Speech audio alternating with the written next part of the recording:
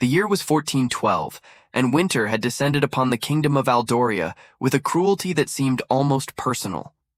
Snow fell in relentless curtains over the stone walls of Ashworth Castle, muffling the world in a silence so complete that even the ravens had ceased their calls. The torches in the great hall flickered against draughts that crept through every crack and crevice, casting long shadows that danced like restless spirits across the tapestries, depicting battles long forgotten. Lady Eleanor of Ashworth stood at the narrow window of her chamber, her breath forming small clouds against the frozen glass. She was 23 years of age, though the weight upon her shoulders made her feel as ancient as the stones beneath her feet. Her dark hair, usually braided with care, hung loose about her shoulders, and her eyes, the color of autumn leaves touched by frost, held a weariness that no amount of sleep could remedy. 3 days had passed since they had lowered her father into the frozen earth. 3 days since the reading of his will had revealed the impossible truth that now threatened to consume everything she had ever known. The words still echoed in her mind, spoken by the elderly steward with trembling hands and averted eyes. The Duchy of Ashworth, in its entirety, shall pass to Lord Marquess of Blackmore, upon the condition of his marriage to Lady Eleanor within 60 days of my passing. Should she refuse, the lands shall be forfeit to the crown, and the household dismissed without provision. Marquess of Blackmore. The name itself carried the weight of a curse. He was a man of 40 winters, known throughout the kingdom for his cruelty and his appetites. His first wife had died under circumstances that polite society chose not to discuss, and his second had fled to a convent, preferring a life of silence and prayer to another night beneath his roof. The servants whispered that he had driven her there with his fists, though none dared speak such accusations aloud. Eleanor pressed her palm against the cold glass, feeling the bite of winter seep into her bones. Beyond the window, the world stretched white and empty, the forest a dark smudge against the horizon, the road to the village invisible beneath drifts that reached as high as a man's chest. There would be no escape through that wilderness, not in this weather, not without provisions and horses that could navigate the treacherous passes. And even if she could flee, where would she go? Her mother had died giving her life, and she had no siblings to offer shelter. Her cousins in the eastern provinces had made their allegiances clear at the funeral, standing beside Marcus with expressions of barely concealed satisfaction. The old alliances her father had cultivated so carefully had crumbled like autumn leaves at the first hint of his illness. Lords and ladies who had once sworn eternal friendship, now calculating how they might profit from her downfall. A knock upon the door drew her from her reverie. She straightened her spine, composing her features into the mask of calm dignity that had become her armor in these dark days. "Enter," she said, her voice steady despite the tremor in her heart. The door creaked open to reveal Margaret, her lady's maid since childhood, a woman of 50 years whose lined face held more kindness than Eleanor had found in all the noble houses of the kingdom combined. In her weathered hands, she carried a tray bearing a simple meal of bread, cheese, and a steaming cup of mulled wine. "You must eat, my lady," Margaret said softly, setting the tray upon the small table near the hearth. "You have touched nothing since yesterday's noon, and grief, though it must be honored, should not be allowed to consume the living along with the dead." Eleanor turned from the window, offering the older woman a smile that did not reach her eyes. "You speak as though there is something left worth preserving, Margaret. In 57 days, I shall belong to Lord Marquess, body and soul, bound by laws written by men who never considered that a woman might have dreams of her own, a life she wished to live on her own terms." Margaret's expression shifted, something fierce flickering behind her gentle eyes. She crossed the room and took Eleanor's cold hands in her warm ones, her grip surprisingly strong. "There is always hope, my lady. Even in the darkest winter, spring waits beneath the snow. Your father, God rest his soul, was not a cruel man, but he was a frightened one. He made this arrangement because he believed it would protect you, believed that Marcus's power would shield you from those who might take everything by force rather than by law."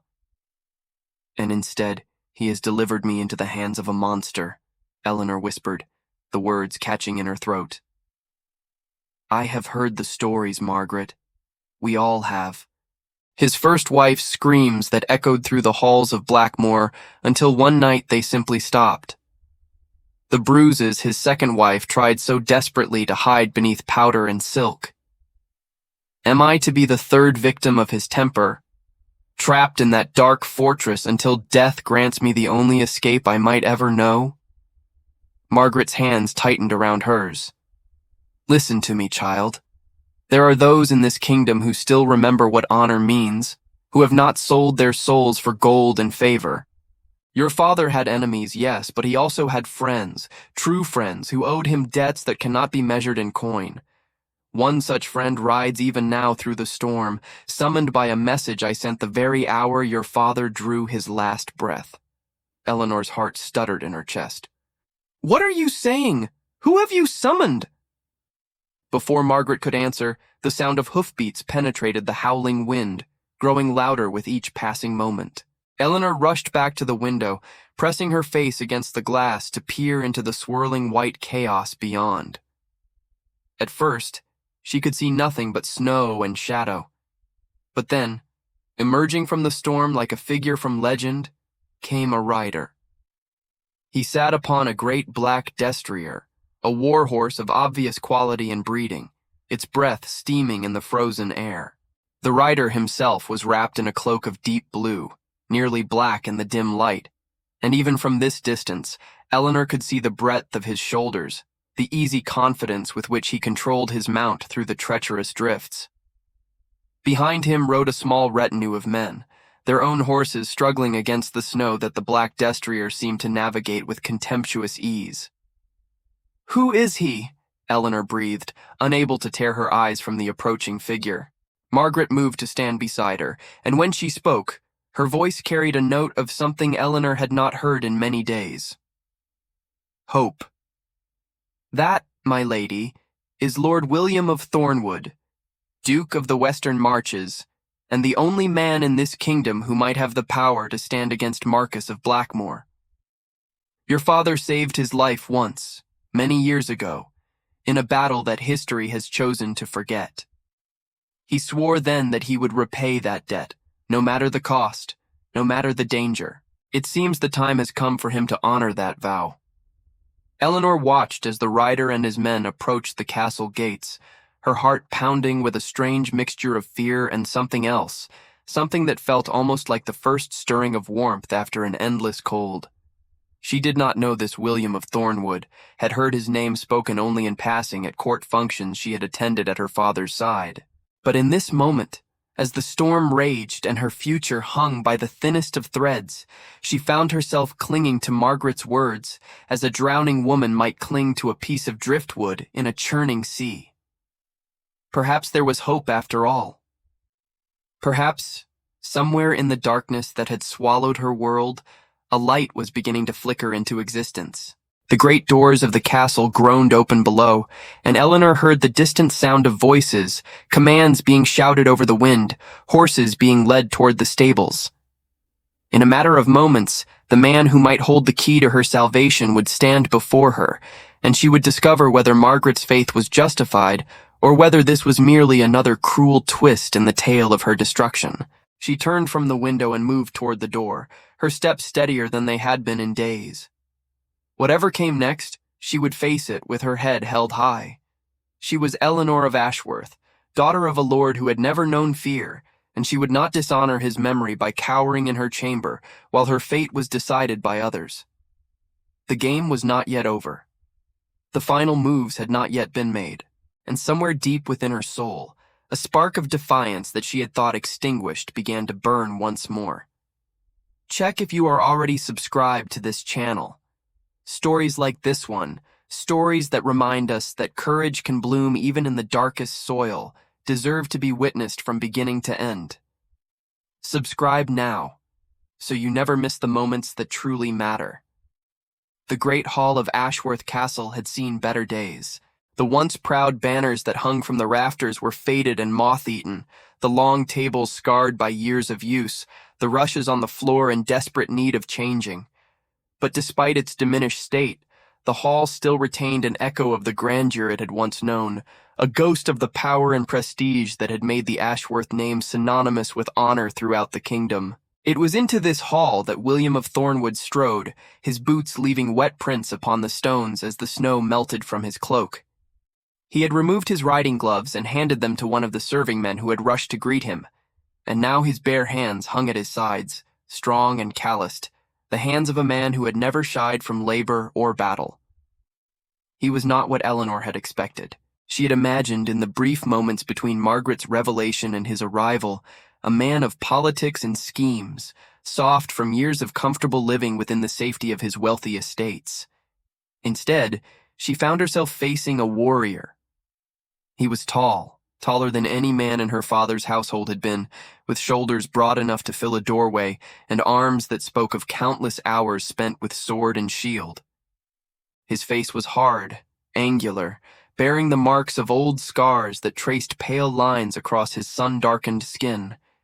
His hair, the color of a raven's wing, was cropped short in the practical manner of soldiers, and his eyes, when they met hers, were the deep gray of storm clouds gathering over distant mountains.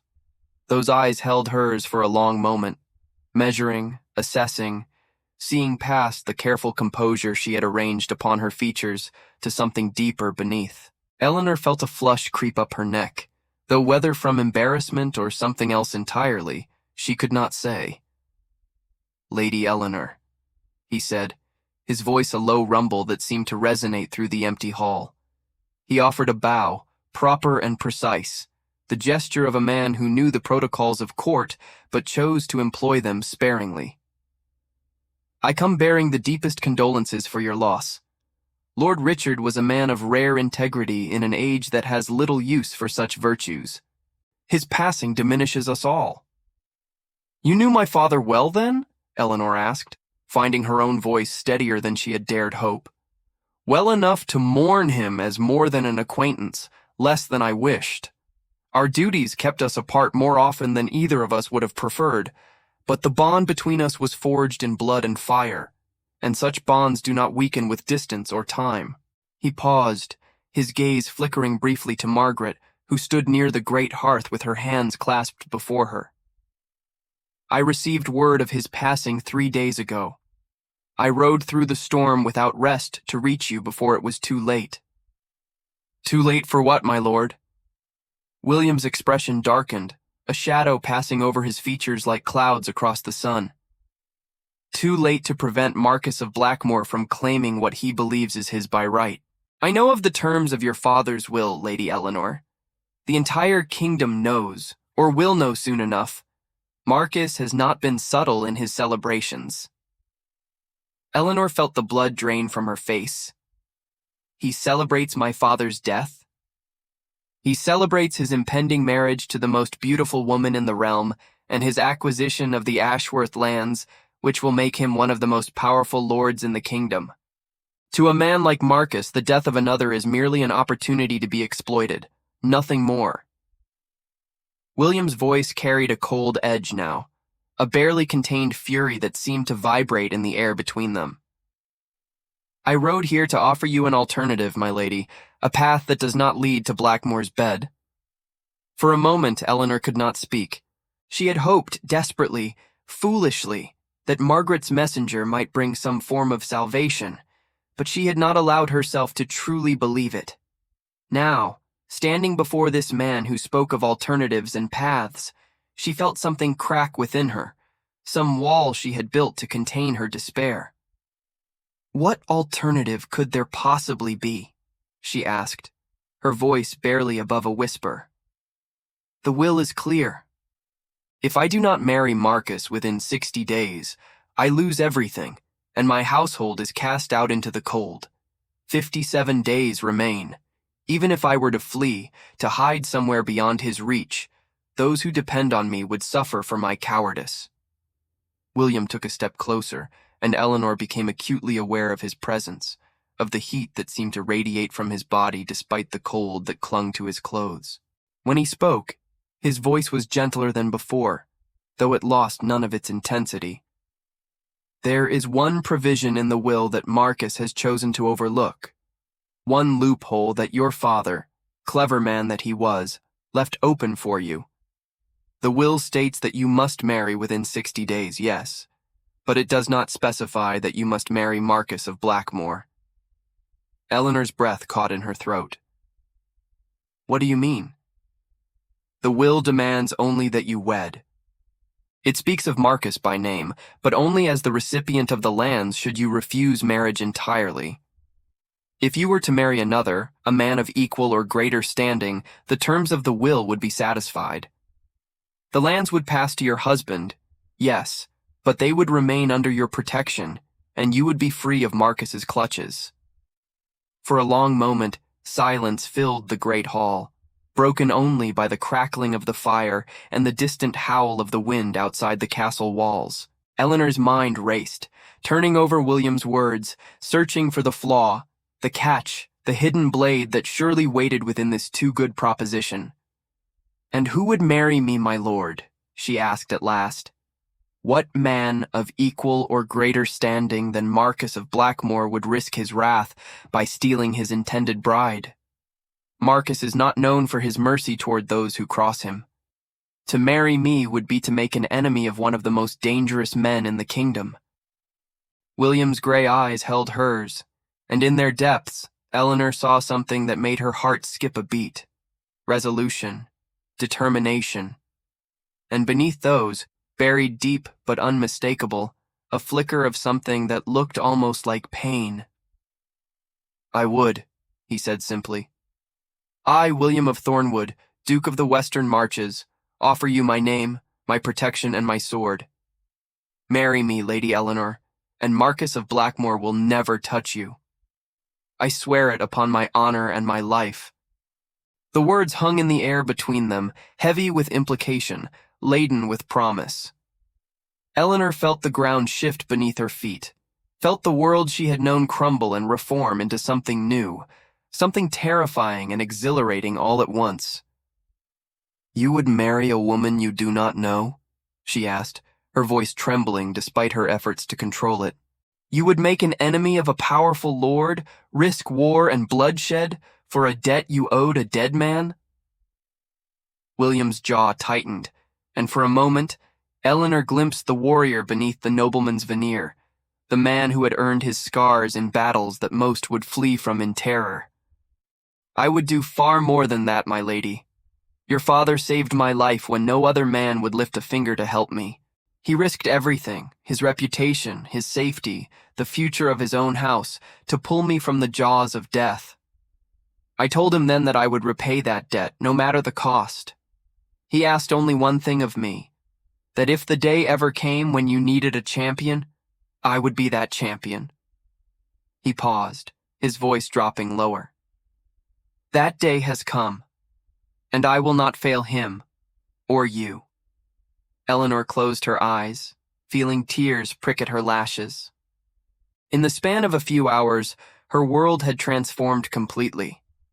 She had woken this morning believing herself doomed, a lamb being led to slaughter with no hope of escape. Now she stood before a man who offered her salvation, a way out of the darkness that had seemed so absolute. But what did she know of William of Thornwood truly? He spoke of honor and debts, of protection and swords, but what manner of man was he beneath the armor of his words? Was he truly so different from Marcus, or was he simply better at concealing his nature?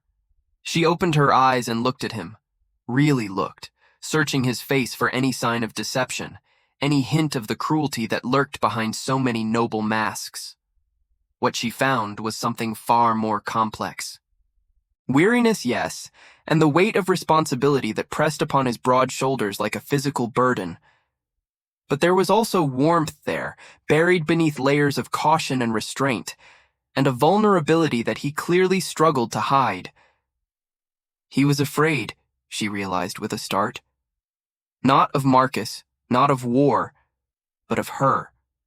Of her judgment, her refusal, her rejection. This man, who had ridden through a blizzard to reach her, who offered to stand against a monster on her behalf, was terrified that she would say no. And in that moment, Eleanor made her decision. "I will marry you, Lord William," she said, and watched as relief and something like joy flickered across his stern features before he could suppress them. "But I have conditions of my own." His eyebrows rose slightly. "Name them." "First, you must promise that you will never raise a hand against me in anger, that you will never use your strength or your power to control or diminish me. I have seen what such treatment does to a woman's spirit, and I would rather face Marcus than endure it from another." "You have my word," William said without hesitation. "I have never struck a woman in my life, and I never shall. Violence against the innocent is the refuge of cowards and weaklings, and I am neither." Eleanor nodded, feeling some of the tension in her shoulders ease. "Second, you must allow me to maintain my duties to the people of Ashworth. These lands have been my home since birth, and the people here are my responsibility. I will not abandon them, even as your wife. I would not ask you to. Your devotion to your people is one of the qualities your father spoke of most proudly. It would be my honor to support you in caring for them. And third," Eleanor continued, her voice faltering slightly on this final condition, "you must give me time. Time to know you, to trust you, to understand what manner of man I am binding myself to. I will be your wife-in-law, but I ask that you not demand more until I am ready to give it freely." A faint flush crept across William's cheeks, and he cleared his throat awkwardly. "My lady, that is to say, I had not. I mean—" He took a breath, visibly composing himself. "You need not fear any demands from me. This marriage is offered in honor of a debt, not in expectation of... He trailed off, clearly struggling with the words. Despite everything, despite the fear and the uncertainty and the weight of the future pressing down upon her, Eleanor felt the corners of her lips twitch upward in what might have been the beginning of a smile. "We understand each other, then," she said softly. "When shall we wed?" William's composure returned, and he straightened to his full height. "As soon as arrangements can be made. The sooner we are married, the sooner Marcus loses any claim to you or your lands. I have brought a priest with me, one who owes me a favor and will ask no questions. We can be wed by nightfall if you are willing." "Nightfall," Eleanor repeated, the word carrying a finality that sent a shiver down her spine. "Very well. Let it be done." William nodded once, a sharp, decisive gesture that spoke of a man accustomed to action rather than hesitation. He turned toward the door, already issuing orders to his men, but paused at the threshold to look back at her. "Lady Eleanor," he said quietly, his gray eyes holding hers across the length of the hall, "I cannot promise you happiness.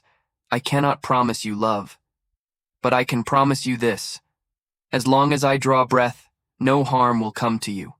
You will be safe. You will be free. And perhaps in time you will find that I am not so terrible a bargain after all." And then he was gone, leaving Eleanor alone with Margaret and the dying fire, her heart pounding with a strange mixture of terror and something that felt, against all odds, like hope. The chapel of Ashworth Castle was small, as chapels went, but what it lacked in size, it made up for in atmosphere. Generations of candles had left their marks upon the ancient stones, their wax drippings forming strange organic shapes that clung to the walls like memories refusing to be forgotten. The altar, carved from a single block of black marble, stood beneath a window of stained glass that depicted the saints in poses of suffering and transcendence. Their faces twisted with holy anguish, their hands raised toward a heaven that remained forever out of reach. It was here, as the last light of day faded beyond the snow-covered hills and the wind howled its endless lament around the castle walls, that Eleanor of Ashworth became Eleanor of Thornwood. The priest was a small man, wizened and ancient, his hands trembling as he held the worn prayer book, from which he read the words that would bind her to William for the rest of her days. His Latin was flawless, his tone reverent, but Eleanor barely heard the prayers and blessings that fell from his lips.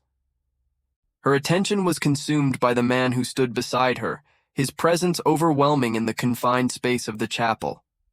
William had changed from his traveling clothes into a doublet of deep burgundy, the color of wine or dried blood, and his dark hair had been brushed back from his face, revealing the harsh planes of his features in stark detail. He stood with his shoulders squared and his hands clasped before him, the very picture of composed nobility. But Eleanor could see the tension in his jaw, the slight tightness around his eyes that betrayed his own nervousness. Strange, she thought, that a man who faced battle without flinching should be so unsettled by a simple ceremony. When the moment came for them to exchange vows, William turned to face her, and the world around them seemed to fall away until there was nothing but the two of them and the ancient words that would shape their future.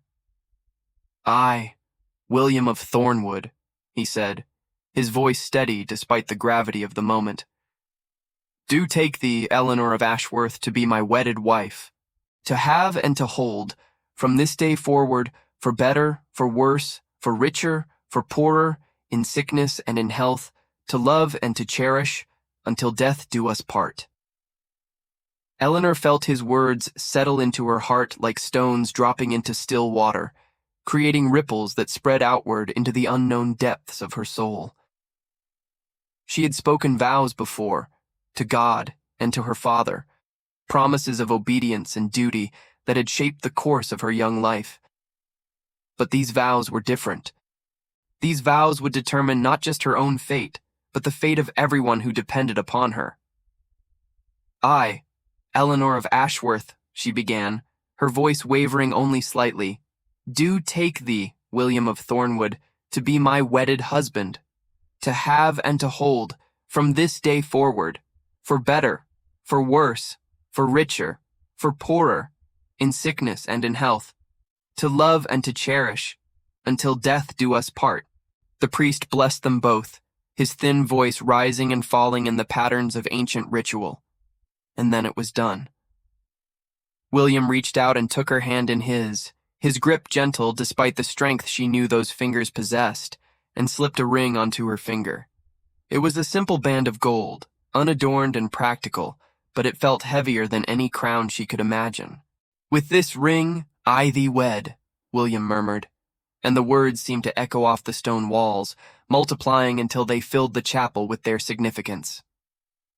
For a moment, neither of them moved. They stood facing each other, husband and wife in the eyes of God and law, strangers bound together by desperation and duty, and the ghost of a debt that would never be fully repaid. And then, surprising even herself, Eleanor reached up and placed her palm against William's cheek. His skin was rough beneath her fingertips, stubbled from days of riding without time to shave, and warm despite the cold that permeated the chapel. She felt him stiffen at her touch, saw his gray eyes widen with something that might have been surprise or fear, and for the span of a heartbeat, neither of them breathed. "Thank you," she whispered, the words inadequate but sincere. "For everything." William covered her hand with his own, pressing it more firmly against his face, and the look in his eyes shifted into something softer, something vulnerable. "You need not thank me for keeping a promise, my lady. It is I who should thank you for trusting a man you do not know with your future and your life." "Perhaps," Eleanor said, allowing herself the smallest of smiles, "we can learn to trust each other in time. Perhaps we can." The moment stretched between them, fragile and new, a bridge being built across a chasm of uncertainty. And then Margaret cleared her throat from the doorway, and the spell was broken. "My lord, my lady," the old woman said, her eyes bright with unshed tears. "There is a feast prepared in the great hall, modest though it may be. And perhaps before the night grows too late, we should discuss the matter of Lord Marcus and what is to be done when he learns of this marriage." William's expression hardened at the mention of Marcus's name, the softness of the moment before replaced by the steel of a warrior preparing for battle. He released Eleanor's hand, but did not step away from her, his body positioning itself between her and the door, as if he expected an attack at any moment. "Marcus will learn of this soon enough," he said grimly. The roads may be blocked by snow, but word travels faster than any horse when there is scandal to be spread. By tomorrow, every lord in the kingdom will know that I have stolen his bride." He paused, a humorless smile twisting his lips. "He will not take the news well." Eleanor felt a chill that had nothing to do with the cold stone walls. What will he do? What he always does when thwarted. He will rage, he will threaten, he will scheme and plot and look for any weakness he can exploit. And when he finds none, he will resort to violence. William turned to face her, his gray eyes meeting hers with unflinching directness. "I will not lie to you, my lady. War is coming. Marcus will not surrender his claim without a fight, and that fight will cost lives. But I swear to you, upon my honor and my soul, that I will protect you and your people, no matter the price." "And I," Eleanor replied, squaring her shoulders and lifting her chin, "will stand beside you. This is my home, my land, my responsibility. Whatever battles lie ahead, we will face them together." Something flickered in William's eyes, surprise, perhaps, or admiration, and for just a moment, the harsh lines of his face softened into something almost like a smile. "Together," he agreed. "Then let us go and eat, my wife, and plan the defense of our home." Together.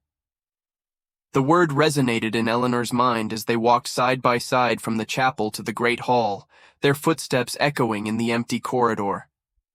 She had been alone for so long, bearing the weight of her father's illness and death, the threat of Marcus, the uncertainty of her future. But now, for the first time in longer than she could remember, she was not alone. She had a partner, a protector, a husband. What she would make of him, what they would make of each other, remained to be seen. But as they entered the great hall, where candles burned bright against the gathering darkness, and the servants had prepared a feast far grander than the circumstances warranted, Eleanor allowed herself to feel something she had thought lost forever. Hope. Fragile and uncertain, but real. The storm still raged outside the castle walls, and darker storms awaited them in the days to come. But for now, in this moment, there was warmth and light and the promise of a new beginning. And sometimes that was enough. If this story has touched your heart, if you feel the courage of Eleanor and the honor of William resonating in your soul, leave a comment below saying, "Even in the darkest winter, spring waits beneath the snow." Let me know that you believe in hope, that you believe in the power of courage and trust to overcome even the greatest obstacles. Your words matter more than you know. Eleanor woke to silence. For a disorienting moment, she could not remember where she was or how she had come to be there. The bed beneath her was softer than her own, the linens finer, the canopy above her head embroidered with unfamiliar patterns of leaves and vines. The fire in the hearth had burned low during the night, leaving only glowing embers that cast a faint orange light across the chamber. And then memory returned in a rush, and she sat up abruptly, clutching the blankets to her chest. She was married. She was the Duchess of Thornwood, bound to a man she had known for less than a day. And somewhere in this castle, that man was waking to the same strange reality. A soft knock at the door made her start, but it was only Margaret entering with a tray bearing bread, cheese, and a pot of something that steamed invitingly. "Good morning, my lady," the old woman said, setting the tray on the table near the window. "Or should I say, good morning, your grace? You are a duchess now, after all." Eleanor pressed a hand to her forehead, still struggling to fully awaken. "It hardly seems real, Margaret. Yesterday I was a woman condemned, with no future but misery. Today I am a duchess, with a husband I barely know and a war looming on the horizon." "Life has a way of changing faster than we expect," Margaret replied, drawing back the heavy curtains to let in the pale morning light. The storm had passed during the night, leaving the world outside blanketed in pristine white, the sky above a crystalline blue that seemed almost too bright after the days of gray. "But if I may say so, my lady, You have made the right choice. Lord William is a good man, whatever his gruff exterior might suggest. You speak as though you know him. Margaret paused, her hand still resting on the curtain. I knew his mother many years ago. We served together in the household of Lady Blackwood before she became Duchess of Thornwood. She was a gentle soul, too gentle perhaps for the harsh world she was born into. But she raised her son with love and wisdom, and those lessons stayed with him even after her death. Eleanor rose from the bed, wrapping a robe around her shoulders against the morning chill. How did she die? Childbirth, Margaret said quietly. A second child, a daughter, who did not survive either. William was only 10 years old. His father never recovered from the loss and followed his wife to the grave within a year, leaving the boy to be raised by stewards and tutors. It is no wonder he learned to hide his heart behind walls of stone. Eleanor moved to the window, looking out at the snow-covered landscape. In the courtyard below, she could see William's men going about their morning duties, tending to horses and checking weapons, their breath forming clouds in the frigid air. And there, standing apart from the others, was William himself. He stood near the gate, gazing out at the road that led away from the castle toward the south, toward the lands of Marquis of Blackmore. His posture was tense, his hands clasped behind his back, and even from this distance, Eleanor could sense the weight of responsibility that pressed upon him. He has been standing there since before dawn, Margaret said, joining her at the window, watching, waiting. He knows that word of your marriage will reach Marquis soon, if it has not already. And when it does? Margaret's expression grew somber. Then we will see what manner of man Lord Marquis truly is. Some wolves content themselves with snarling when their prey escapes. Others pursue until they have torn their quarry to pieces. Eleanor watched her husband for a long moment, studying the set of his shoulders, the way his dark hair caught the morning light. He was a stranger to her still, a mystery wrapped in armor and duty, but he had thrown himself between her and the darkness without hesitation. Whatever else he might be, he was a man who honored his word. I should go to him, she said softly. We are partners now, allies in whatever battles lie ahead. It would not do for him to face those battles alone. She dressed quickly, choosing a gown of deep green that brought out the color of her eyes, and made her way down the winding stairs to the courtyard below. The cold hit her like a physical blow as she stepped outside, but she ignored it, crossing the frozen ground toward the figure at the gate. William turned at the sound of her approach, surprise flickering across his features before he could suppress it. My lady, he said, offering a small bow. You should be inside, where it is warm. The cold is not forgiving to those unaccustomed to it. I am accustomed to many things, my lord, Eleanor replied, coming to stand beside him. Cold weather is the least of my concerns this morning. For a moment, they stood in silence, looking out at the road together. The snow stretched white and unmarked toward the horizon, where the dark smudge of the forest waited like a sleeping beast. You are watching for Marcus's response, Eleanor said. It was not a question. William nodded slowly. I sent a messenger at first light, carrying word of our marriage to the king's court. If we are fortunate, the king will recognize our union and grant us his protection before Marcus can mount a challenge. But fortune is a fickle ally, and Marcus has friends in high places. What happens if the king does not recognize our marriage? William's jaw tightened. Then Marcus will claim that you are still bound to him by the terms of your father's will. He will accuse me of kidnapping and coercion, of stealing what rightfully belongs to him, and he will have the law on his side, at least until we can prove otherwise. Eleanor felt fear curl in her stomach, but she forced herself to remain calm. And how do we prove otherwise? William turned to look at her, and the intensity in his gray eyes made her breath catch. We prove that this is not a marriage of convenience, that we are united in purpose and in heart. We prove that you chose me freely without coercion or deceit. We prove that we are husband and wife in truth, not merely in name. Eleanor understood his meaning and felt heat rise to her cheeks despite the cold. You speak of more than legal arguments. I speak of perception, William said carefully. Marcus will claim that our marriage was a sham, a trick to steal his inheritance. If we are seen as strangers who barely tolerate each other's presence, his claims will carry weight. But if we are seen as a true couple, devoted and united, then even his allies will hesitate to support him. You are asking me to pretend. I am asking you to consider that perhaps pretense could become truth in time. William's voice softened, losing some of its formal edge. I did not marry you merely to fulfill a debt, my lady. I married you because your father believed you were worth saving, and in the brief time I have known you, I have come to believe it as well.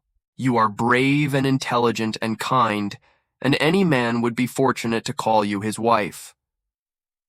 Eleanor stared at him, caught off guard by the raw sincerity in his words. This was not the gruff warrior who had arrived at her gates, nor the stern noble who had spoken of duty and honor. This was something else entirely, something vulnerable and true. You barely know me, she whispered. I know enough, William replied, and I would like to know more if you will allow it. For a long moment, Eleanor did not respond. She looked into his eyes, searching for any hint of deception, any shadow of the darkness she had learned to fear in men like Marcus. What she found instead was hope, fragile but genuine, and a loneliness that echoed her own. I would like that too, she said at last, and watched as relief washed over his features like sunlight breaking through clouds. Then we shall start today, William said, a hint of warmth creeping into his voice. But first, we must prepare for what is coming. Marcus will not wait long to strike, and when he does, we must be ready. He offered her his arm, a gesture of old-fashioned courtesy that made something flutter in Eleanor's chest. She took it, feeling the solid strength of him beneath the fabric of his sleeve, and together they turned away from the gate and the road and the shadows that waited beyond. Whatever came next, they would face it together. And in that moment, that was all that mattered. The messenger arrived at midday, 3 days after the wedding. Eleanor was in the library when she heard the commotion, the shouts from the courtyard that pierced the quiet of her reading. She set down the book she had been studying, a treatise on the laws of inheritance that William had suggested might prove useful in the days to come, and moved to the window. Below she could see a lone rider being helped from his horse, his cloak stained with mud and what appeared to be blood. His face was pale, his movements unsteady, and even from this distance, Eleanor could see the terror etched into his features. She gathered her skirts and hurried down the stairs, arriving in the great hall just as William entered from the opposite direction, his expression grim. The messenger had been brought inside, and now knelt before them, swaying with exhaustion. Speak, William commanded, his voice tight with controlled urgency. My lord, the messenger gasped, Lord Marcus rides for Ashworth. He brings 500 men, armed for war. He means to take the Lady Eleanor by force and hang you for treason. Eleanor felt the blood drain from her face, but she forced herself to remain steady. 500 men. William had brought only 50, and the Ashworth household guard numbered fewer than 30. They were outnumbered nearly 10 to 1. How far? William asked. 2 days' march, perhaps less if the weather holds. He stopped to gather reinforcements from his allies along the way. The messenger coughed, wincing in pain. There is more, my lord. He carries a writ from Lord Chancellor Pemberton, declaring your marriage invalid and naming you an outlaw. The king has not signed it, but Marcus claims he will, once the matter is presented at court. William's jaw tightened, but his voice remained calm. The king has not signed it. That means there is still time. Time for what? Eleanor asked, stepping forward. We cannot hold this castle against 500 men, and we cannot flee with winter still gripping the passes. William turned to look at her, and in his gray eyes She saw not despair, but calculation, the mind of a strategist at work, weighing options and possibilities. We cannot hold indefinitely, he agreed, but we do not need to. We need only hold long enough for word to reach the king directly, bypassing Marcus's allies at court. I have friends of my own, men who owe me favors and who despise Marcus as much as we do. If I can get a message to Lord Pemberton's rival, the Duke of Eastmere, he will ensure the king hears the truth. And how will you get such a message out with Marcus's army between us and the capital? William's expression softened slightly, and he reached out to take her hand. I will go myself. Through the mountain passes that Marcus does not know exist, I can reach Eastmere in 3 days if I ride hard. You would leave me here, alone? Not alone. William squeezed her hand gently. You will have the garrison, and Margaret, and the walls of Ashworth to protect you. Marcus will not risk a direct assault until he has exhausted all other options. Sieges are expensive, and even his allies will hesitate to fund a prolonged war without the king's explicit support. Eleanor wanted to argue, wanted to demand that he stay, but she understood the logic of his plan. Someone had to reach the king, and William was the only one with the connections and the knowledge to succeed. How long? She asked quietly. A week, perhaps less. Can you hold for that long? Eleanor drew herself up to her full height, channeling every ounce of courage her father had taught her. I am Eleanor of Ashworth, she said, her voice steady. These walls have stood for 300 years. They will not fall in 7 days. William smiled then, a real smile that transformed his stern features into something almost handsome. I believe you, he said, and when I return, we will end this threat once and for all. He left before dawn the next morning, slipping out through a hidden passage that led into the mountains. Eleanor watched from the tower until his dark figure disappeared into the snow-covered peaks, and then she turned her attention to the task at hand, preparing for war. Marcus arrived on the 3rd day, his army spreading across the valley like a dark stain upon the white snow. Eleanor watched from the battlements as his forces set up camp, their tents forming a crescent around the castle gates, their banners snapping in the cold wind. He came to the gate at noon, accompanied by a dozen knights in gleaming armor, his own cloak of crimson and black marking him as clearly as any crown. Even from the walls, Eleanor could see his face, handsome in a cruel way, his smile carrying the confidence of a man who had never been denied anything he desired. Lady Eleanor, he called out, his voice carrying clearly in the still winter air. This foolishness has gone on long enough. Surrender yourself and your false husband's men, and I will show mercy. Continue this resistance, and I will burn this castle to the ground with everyone in it. Eleanor stepped forward, making herself visible on the battlements. She had dressed carefully for this moment, in a gown of thornwood blue rather than Ashworth green, William's ring prominent on her finger. I am Eleanor of Thornwood, she replied, her voice steady and clear. Wife to William, Duke of the Western Marches and mistress of this castle. You have no claim here, Lord Marcus. Return to your own lands before you make an enemy you cannot defeat. Marcus's smile faltered, rage flickering behind his eyes. You are nothing but a stolen bride, tricked into a sham marriage by a man who will soon hang for his crimes. The king himself will declare your union void. The king has declared nothing. You carry only the ambitions of corrupt courtiers, not the will of the crown. Eleanor allowed herself a cold smile. And my husband even now rides to ensure that the truth reaches royal ears.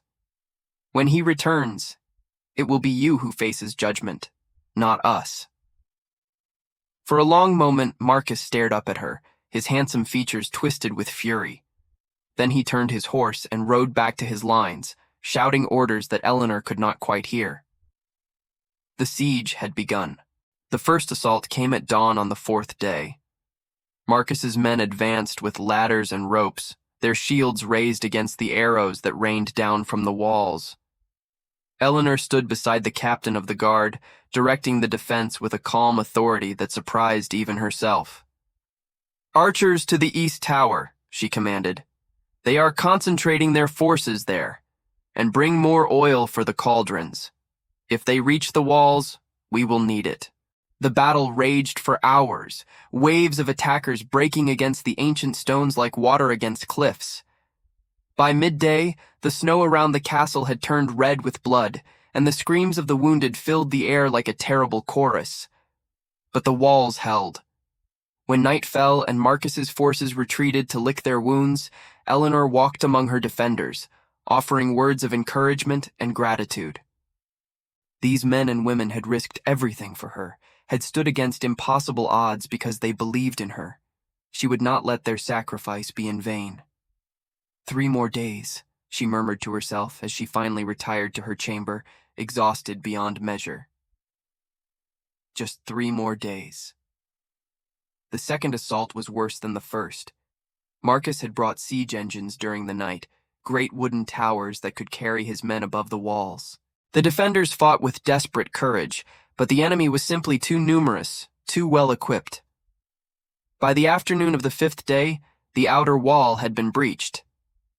Eleanor stood in the inner courtyard, a sword in her hand that she barely knew how to use, watching as the last of her defenders fell back to the keep. Around her, servants and soldiers alike looked to her for guidance, their faces pale with fear. "Into the keep," she ordered, her voice cutting through the chaos. "We hold the doors until Lord William returns." They barricaded themselves inside, using furniture and stones to reinforce the heavy oak doors. Outside, Eleanor could hear Marcus's men celebrating their victory, their laughter echoing off the ancient walls.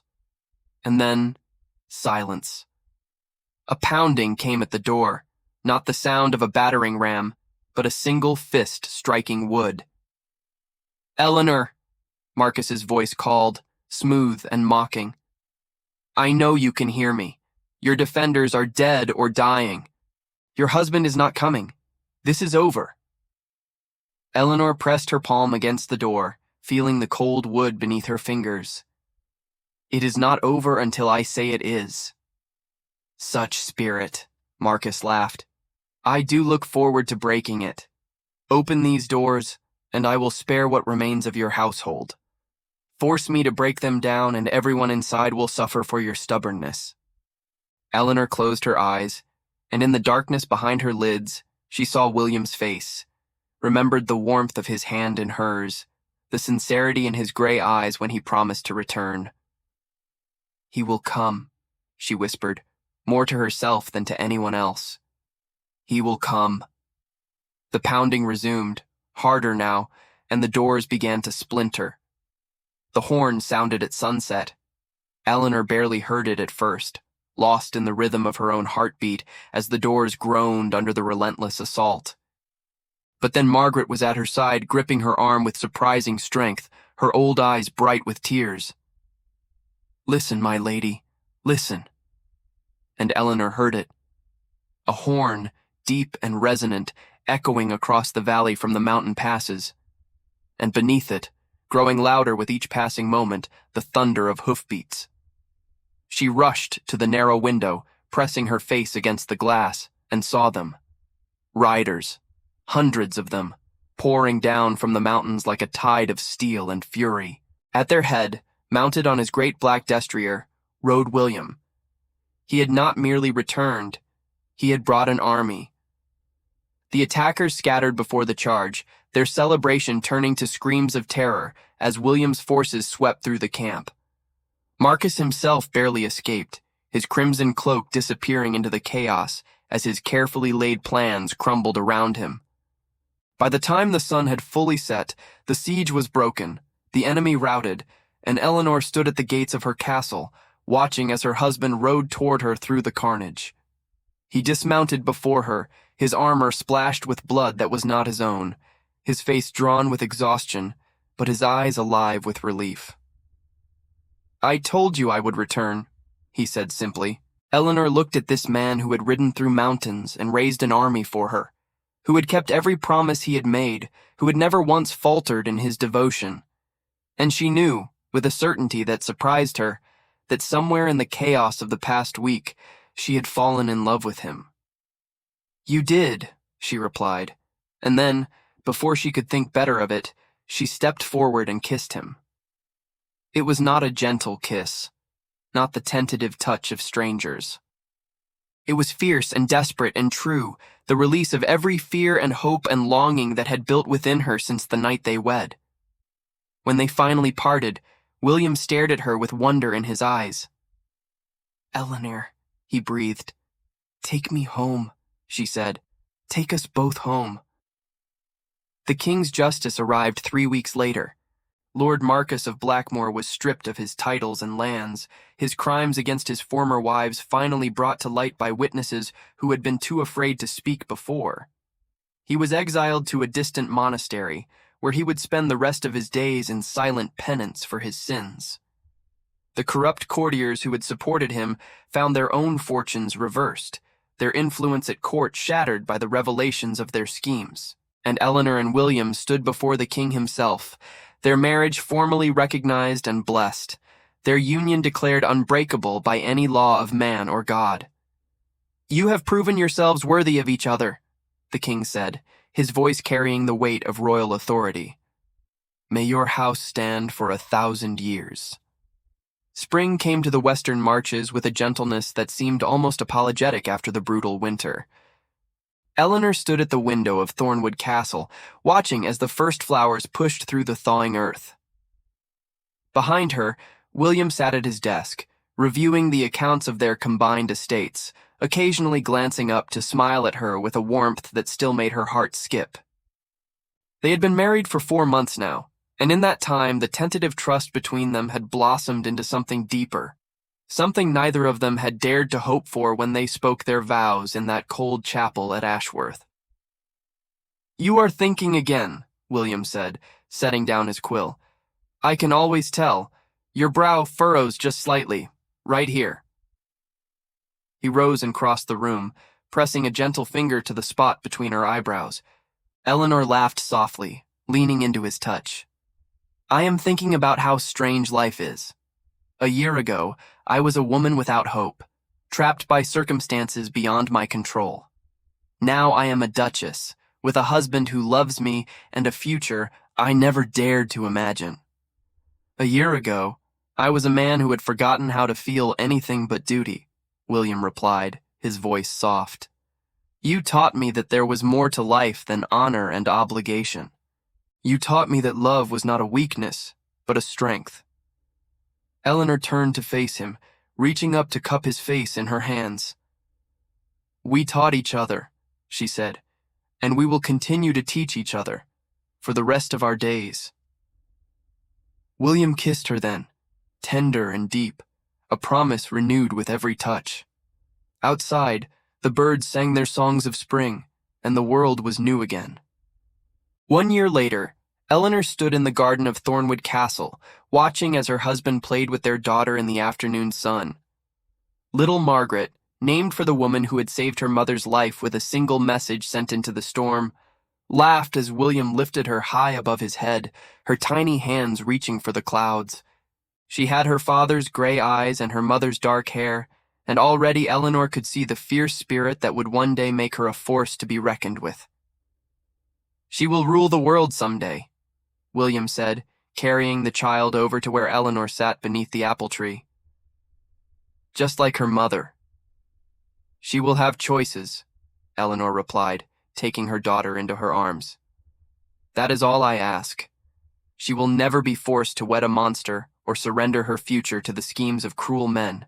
William sat beside her, wrapping his arm around her shoulders. "She will have everything we can give her: love, protection, freedom. The legacy of 2 houses united not by conquest, but by choice." Eleanor leaned her head against his shoulder, breathing in the scent of apple blossoms and spring rain. A year ago, she had been alone in the darkest moment of her life, with no hope and no future.